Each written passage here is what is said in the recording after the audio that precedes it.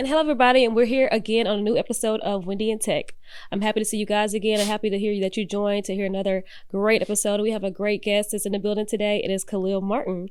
He is now the founder and CEO of Collab Social, and he was once upon a time a technology professional. He worked as a project manager for one of the greatest companies out there, and he's here today with us. So we're going to let him introduce himself, and we're going to get started. Hello, everyone. My name is Kahlil Martin. I'm just so blessed and excited to be on this show. So thank you so much, Wendy, for bringing me on. No problem. We love tech. Yes, we do. So Kahlil, would you mind giving us a brief introduction of yourself? They would love to hear a background about who you are and how you got to where you are today. Okay, for sure. So when it comes to tech, believe it or not, I didn't go to school for tech, right? I went to school for mechanical engineering, technology. Wow. Wait, technically I did go to school for tech. But it was all mechanical engineering, right? So everyone knows what that is. I came to Houston, I went to work as a lead estimator for a engineering company down here, and I hated it. And I really wanted to get into tech. I really wanted to do something different. Specifically, I wanted to be in marketing because I went back in school and I got my MBA from Southeastern Oklahoma State University.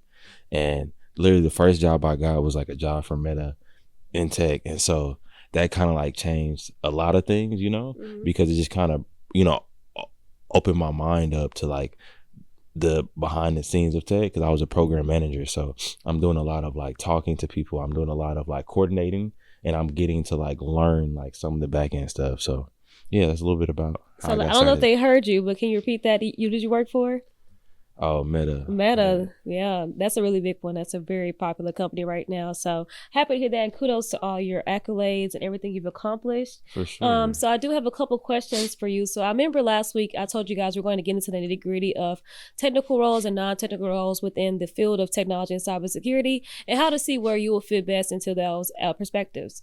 So my first question for you, Kahlil, is going to be: could you, as a program manager in the roles you played in Meta, could you give the audience a difference between working in technical roles and non-technical roles within the project setting? Yeah, for sure. So for me, I was more what we consider non-technical. Mm-hmm. I had to kind of understand the technical stuff that was going on, but I necessarily didn't have to really know what was really going on. So I played kind of a liaison between. So I'm gonna go back forward. So I was specifically working on shop advertising, right? Mm-hmm. Meta was rolling out this new feature. It's the feature where whenever you're scrolling on Instagram and you see something you like and you click buy now and you can buy it right on Instagram. That was the feature that I was kind of helping, roll out. And while I was the program manager of that, my role had two jobs, right? So the first thing was coordinating the schedule with the technical team and ensuring that all of the updates, all the developments were kind of up to schedule.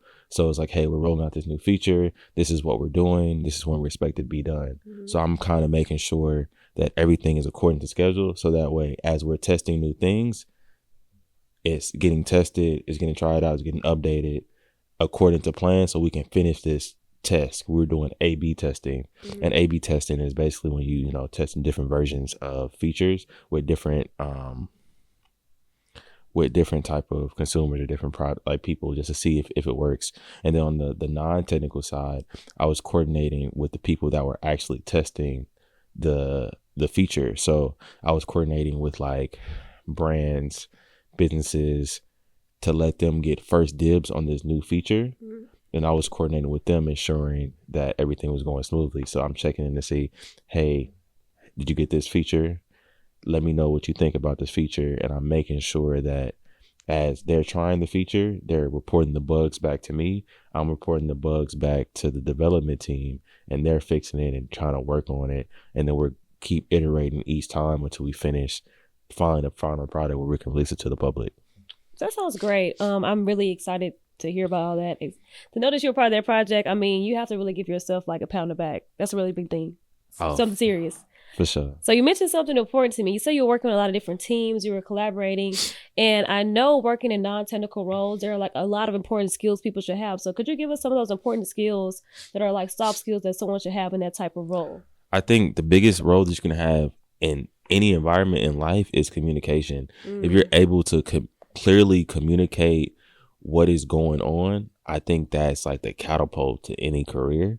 And for me being non-technical, I had to be able to listen very clearly and understand what the technical people were saying, but be able to translate it in like simple terms to people that don't care about none of the technical stuff. So if you're telling me like we're working on, I don't know, some type of code and I have to go back and tell the customer like, hey, we're updating this feature. We'll be back. We're expected to have this feature done this date. I'm not going to tell them, hey, we're actually updating this line of code. And because we're updating this line of code, like I'm not telling them all of that. So it's like you kind of have to be able to understand enough to where you can articulate it in a simple format to like a 5-year-old. And that's probably was the greatest strength in my role. So yeah, that and just it would meta like people don't really make that. I ain't gonna say people that make that many mistakes, but everything was very like to the T. Like our meetings were like 15 minutes or less. So it's like you're very like, what are we here for? Okay, what's the update? Okay, thank you. Have a great day. Get to work. That is like I hate meetings. I really appreciate like the 10-minute meetings. You know, I feel like now, obviously, me working in a technical space, we do the agile structure. Yeah. We have daily scrums, we have scrum masters and product owners, and we literally have a 10 to 15-minute every morning meeting about our tasks we're working on for our 2 to 4 week sprints.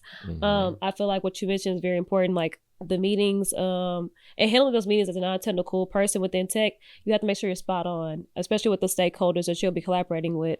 So that's pretty exciting. So my next thing for you is, from your perspective as a professional, what is the main distinction between tech and non-technical roles on teams? You kind of touched a little bit, but what do you think is like the main distinction between the two? I would just say, like I said, when you think of like a manager versus a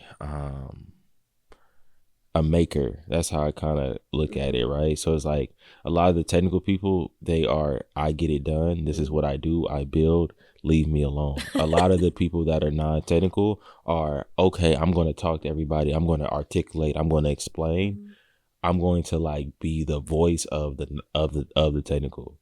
So that's how I kind of viewed it, you know. And you know, everybody's different, so when you get higher and higher in roles, a lot of times the technical people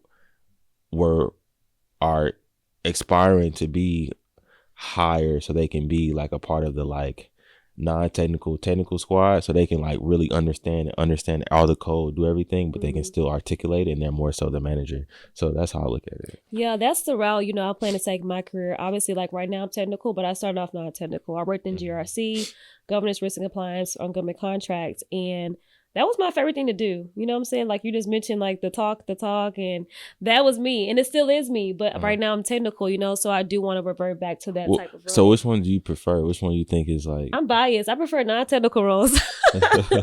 But I did go to school for computer science, so I did already do all the programming and all the stuff that, you know, a lot of people find interesting. So I do recommend technical for those who aspire to have their careers go just in that type of route. But for me, someone who's ambitious and looking for a leadership route and managerial roles and like going up to like CISO, I'm looking for non-technical roles. Okay, cool. So what will be your advice to somebody who, let's say, either they're starting in a technical role, but they are aspiring to be non-technical? Like, how do you make that transition? Or for you, you started non-technical, then got the technical. So kind of talk to me about that. Yeah, so like for me personally, I wish I would have started off as technical. Like I wish I would have had the option to be like help desk or sysadmin. I feel like those roles build character and the skills that we need inside the technology or cybersecurity field. But I want to say for somebody that may be starting off technical, like let's say you started off as a sysadmin or as a systems engineer of perspective, I would say for you, the best thing, like you mentioned, is communication. You have to work on communication because a lot of times you're going to be giving out presentations, talking to stakeholders, other managers, other teams, collaborating with other people. You have to know how to talk. You have to be comfortable talking in front of people, and you have to slow down when you talk. I remember when I was doing this, people always told me I talk so fast, and I know it's like something I couldn't help. So I had to literally learn to talk slower and to pronunciate my words. So that's why I'm a little bit more confident when I speak in front of people now, because I've had other people like, Wendy, you're so great. We want you to do this, but we need you to slow down in your speech. And I'm like, okay, well, let me go ahead and slow down because I know I'm striving to, you know, get in the non-technical side and strive higher. Let me go ahead and work on that skill. feel. Mhm. Another thing I would say is probably like building those relationships. If you have to, working as an engineer or developer, like you're always coding, right? Like you're always behind a computer screen. You don't really have to talk to people as much unless you're working on a problem together. You have to come out your bubble after some point and collaborate with other people, which is a really big thing. So if you're not someone who's like looking to like have conversations with people or get out of your social bubble, be a social butterfly, then it may not be like the option for you. But those are some things you do have to do, get into like the non-technical side and, striving for more. Yeah, for sure, man. The technical side, it seems like it's a lot though. It is a lot.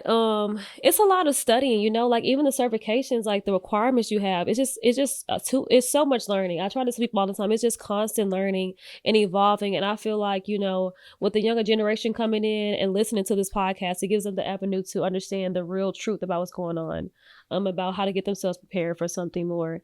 But it could be a lot, but it's really fun. I think doing both would be a just for someone. It just depends on like what you prefer, but I really do appreciate you like going deep diving into the difference for you and your perspective working as a manager in that position. And so with you having all that advice to give, like could you give someone an advice that may be looking to, get into a technical or non-technical role or vice versa? And you know what? I would say the biggest advice that I can give if you're just looking to get into something is actually reaching out, like finding someone in a key role that you actually want, and then reach out to them and just be like, hey, give me some advice where I should go, because they can give you like the roadmap. And then the second thing, if you're somebody who's like non-technical, simply for me, right? I got the job at Meta as a program manager. To this day, I still don't know how I got that job, right? God, look. God, like literally straight God. And you were good. You have talent. Right. But I came from mechanical engineering, working with like, oil and gas, right? Construction. But when I did my interviews, I met the first person I interviewed, super cool guy.